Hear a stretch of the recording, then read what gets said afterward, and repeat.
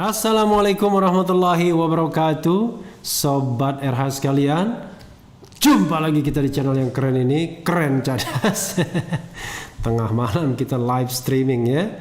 Tapi kalau yang tidak sempat mengikuti live streaming ini, besok masih bisa menontonnya ya.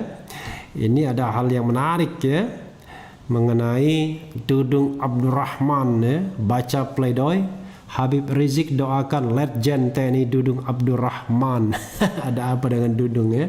Rupanya Dudung tak terbendung sekarang ya. Sekarang sudah naik bintang 3 sebagai Pangkostrat. Dan mungkin saja, bukan tidak mungkin, kalau misalnya Andika Perkasa naik sebagai Panglima TNI, Dudung akan menjadi KSAD ya. Semua itu memang tergantung Presiden Jokowi. Dan kita tahu bahwa ini bukan pembelajaran yang baik. Kenapa? Karena achievement itu bukan dinilai dari katakanlah prestasi-prestasi yang terkait dengan kemiliteran, tapi terkait dengan campur tangan di urusan sipil ya. Kita tahu bahwa aksi Dudung Abdurrahman yang penting dicatat adalah pertama menantang FPI ya dalam apel di mana ya, di Monas kalau tidak salah. Kemudian yang kedua menurunkan baliho FPI ya atau Habib Rizik, dan the last but not least ya adalah hadir dalam press conference tentang terbunuhnya 6 laskar FPI bersama Kapolda Metro Jaya. Dan setelah itu Dudung mendapatkan rewardnya, yaitu naik bintang menjadi bintang 3 dan sekarang menjadi Pangkostrat. Jadi Sobat Era sekalian, itulah sebabnya mengapa reformasi kita itu berusaha meniadakan atau menghapuskan dui fungsi ABRI atau sekarang TNI Polri. Kenapa begitu? Karena kalau TNI masuk dalam politik, tidak ada satu kekuatan pun yang mampu menghadang. Jadi kalau misalnya Maijen Dudung menantang FPI, yaitu salah alamat. Katakanlah siapapun yang mengkritik TNI dibungkam ya juga pasti bisa, karena kita tahu bahwa TNI adalah kekuatan bersenjata yang tidak mungkin dilawan. Jadi Sobat Era sekalian, itulah sebabnya kita butuh yang namanya supremasi sipil, agar kekuatan bersenjata itu tidak menjadi kekuatan yang menakutkan di dalam wilayah politik. Dan kita sudah mengakhiri dui fungsi TNI tersebut. Jadi yang harus kita garis bawahi adalah fungsi TNI itu adalah alat pertahanan ya, bukan masuk pada wilayah kekuatan sipil. Tapi memang terakhir-terakhir ini ada gejala bagaimana beberapa petinggi TNI dilibatkan dalam urusan-urusan sipil. Ya, seperti menjadi kepala BNPB misalnya. Lalu ada juga yang menjadi komisaris tapi agak melipir jalannya ya. Panglima TNI aktif dimasukkan ke dalam lembaga-lembaga atau institusi-institusi yang masih terkait dengan TNI. Misalnya Wantanas dan lain sebagainya dijadikan komisaris BUMN. Jadi jangan sampai kemudian era keterlibatan TNI ya di dalam politik itu kembali lagi, atau panglima-panglima jenderal-jenderal TNI berpikir bahwa cara gampang untuk menaikkan jabatan adalah dengan masuk ke wilayah politik, melakukan tindakan-tindakan yang terkait dengan kepentingan politik. Termasuk misalnya yang harus dijaga adalah keterlibatan TNI Polri dalam pemilu yang terus terang saja sudah kasat mata sebenarnya, tetapi memang sulit dibuktikan. Tidak akan ada pernah orang berani untuk menyampaikan hal ini. Tapi pembicaraan bawah meja itu semua sudah tahu sama tahu ya. Mudah-mudahan kita bisa mencapai TNI dan Polri yang profesional, bukan TNI dan Polri yang terlibat pada wilayah politik. Coba kita bacakan ya. Baca pledoi Habib Rizik doakan Letjen TNI Dudung Abdurrahman. Letjen TNI Dudung Abdurrahman menjadi salah satu nama yang disinggung Habib Rizik dalam pledoi. Pledoi itu terkait kasus data swab yang membuat Habib Rizik dituntut 6 tahun penjara. Letjen TNI Dudung Abdurrahman ialah mantan Pangdam Jaya yang pernah beberapa kali bersinggungan dengan Habib Rizik. Salah satunya saat dia mengerahkan pasukan untuk menurunkan baliho dan poster Habib Rizik ya. Jadi ada leluconnya mengatakan apa kelebihan atau prestasi Anda sehingga Anda naik bintang menurunkan baliho. Ini kan sebuah satir ya yang saya baca di media sosial. Dalam pledoi, Habib Rizik meyakini bahwa kasus kerumunan dan data swab yang menjerat dirinya merupakan sebuah operasi intelijen hitam berskala besar. Menurut Habib Rizik, setelah acara Maulid Nabi di Petamburan pada 14 November, serangan terhadap dirinya semakin masif. Habib Rizik menyebut bahwa pada 19 November 2020, daerah rumahnya di Petamburan didatangi pasukan elit TNI yaitu Kopassus AD, Marinir AL serta Pasas AU ya. Mereka bernama Koopsus. Jadi Koopsus ini adalah komando operasi khusus ya.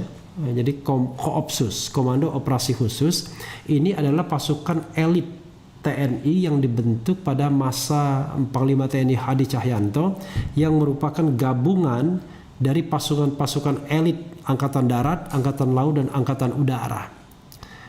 Dan penggunaan Koopsus ini adalah presiden penggunanya, usernya presiden secara langsung melalui Panglima TNI. Jadi makanya apakah pergerakan Koopsus di Petamburan dengan membunyikan sirine tersebut merupakan perintah presiden? This is a question tentunya, karena yang bisa menggerakkan Koopsus hanyalah Presiden Republik Indonesia.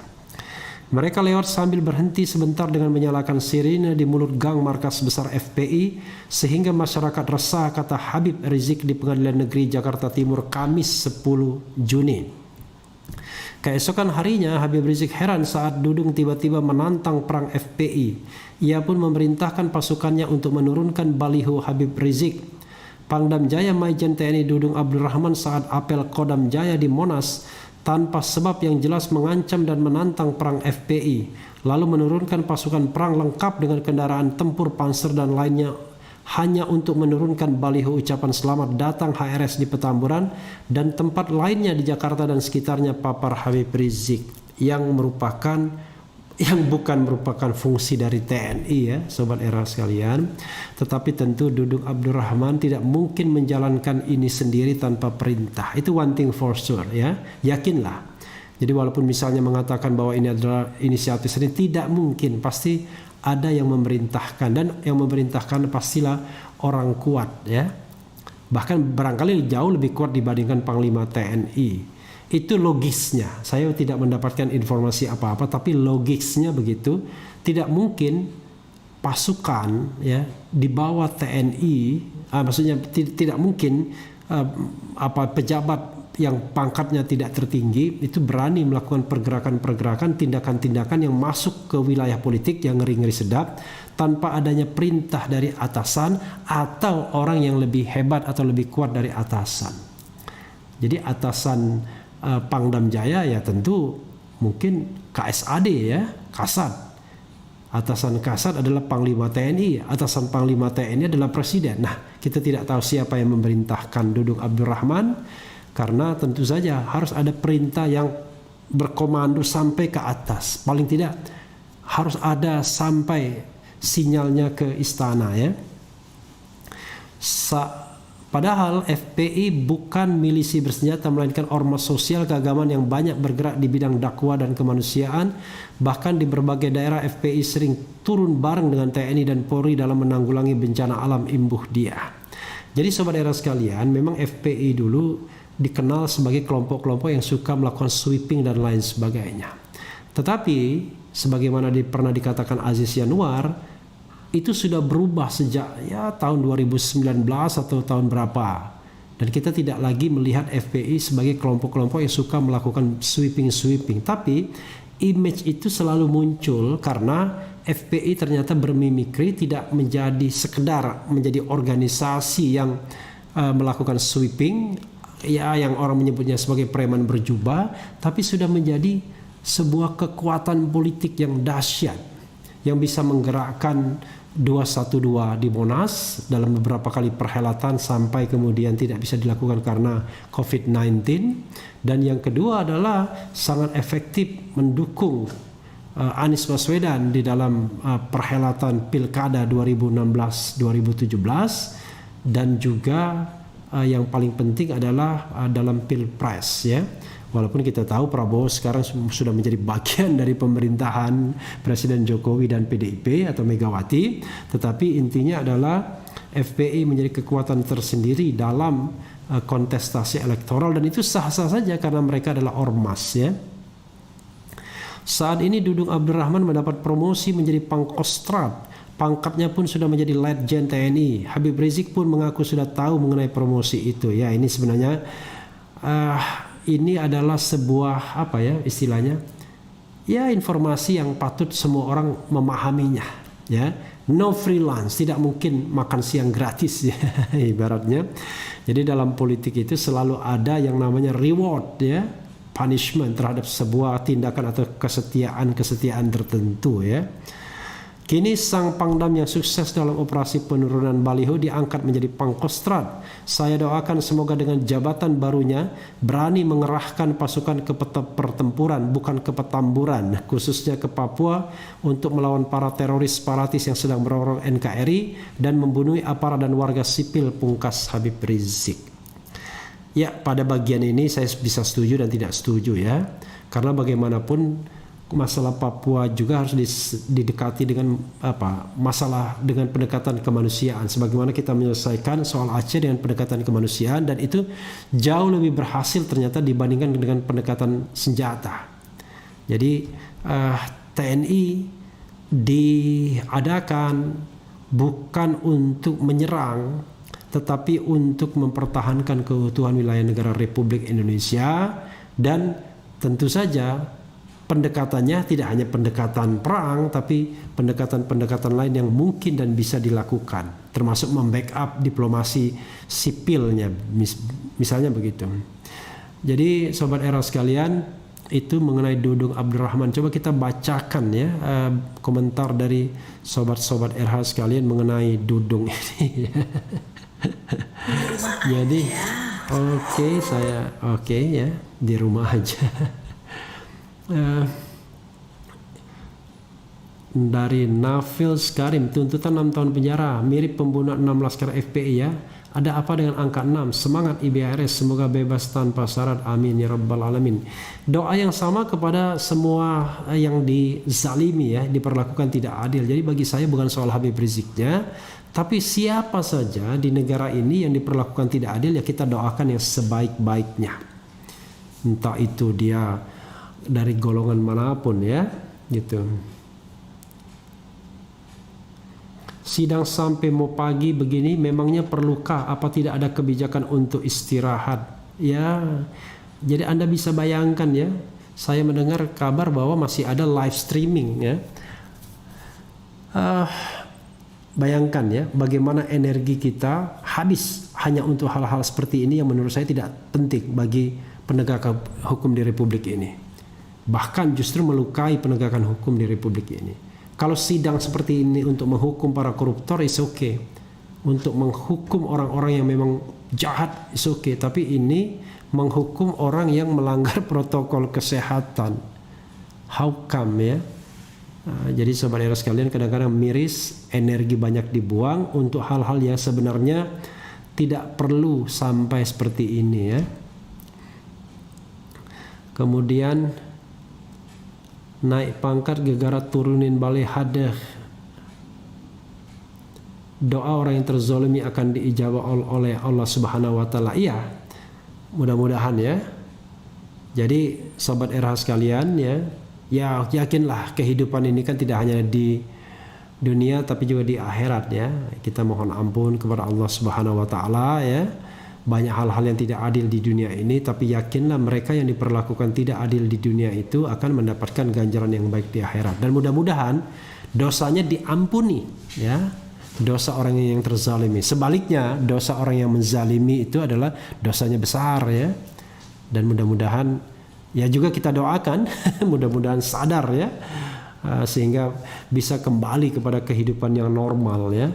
Karena pangkat, jabatan, dan apapun di dunia ini kan hanya sementara.